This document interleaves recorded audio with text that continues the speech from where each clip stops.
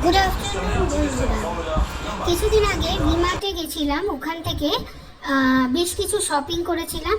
তার সাথে কিনে নিয়েছিলাম স্ন্যাক্সের কিছু এরকম স্ন্যাক্স, কিছু ধরনের স্ন্যাক্স।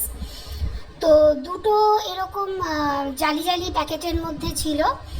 তো দেখো অনেক রকমের স্ন্যাক্স ছিল, সেটাই আজকে শেয়ার করছি। এটা ছিল একটা মশালা পিনাট টাইপের, এটা ছিল মশালা মটরশুঁটি, মটর মশালা, খুব টেস্টি কিন্তু প্রত্যেকটাই ছিল, প্রত্যেকটাই ভীষণ টেস্টি।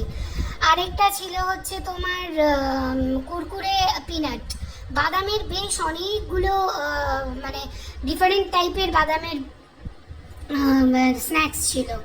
এটা ছিল প্লেন সল্টেড বাদাম পিনাট। আর তার সাথে ছিল হচ্ছে এটা, দেখো এটা আমার বার করতেই খুব মুশকিল হচ্ছিল, কারণ যেহেতু এরকম জালি জালি একটা ইয়ের মধ্যে দিয়েছিল ব্যাগের মধ্যে, তো বার করতে খুব প্রবলেম হচ্ছিল। লাস্টে চা নিয়ে বসে আছি কিন্তু বারই করা হয়নি। তো যাই হোক, তারপরে এটা বার করতে আর পারিনি, জালি জালিগুলোর ওপর দিয়ে তোমাদের সাথে শেয়ার করছি। এটা ছিল হচ্ছে বাদামেরই একটা মশালা টাইপের কিছু একটা বাদাম ছিল। আরেকটা যে জালি জালি ছিল তার মধ্যে প্যাকেট ছিল, তার মধ্যে ছিল হচ্ছে আলু ভুজিয়া, এটা আমার বরের খুব ফেভারিট, প্রত্যেকটাই কিন্তু বিকানোর ছিল। আরেকটা ছিল হচ্ছে শাহি মিক্সচার, এটা খুব টেস্টি ছিল, এটা আমাদের খাওয়া হয়ে গেছে অলরেডি। এটা আলু ভুজিয়া, এগুলো শাহি মিক্সচারটা খুব টেস্টি ছিল খেতে।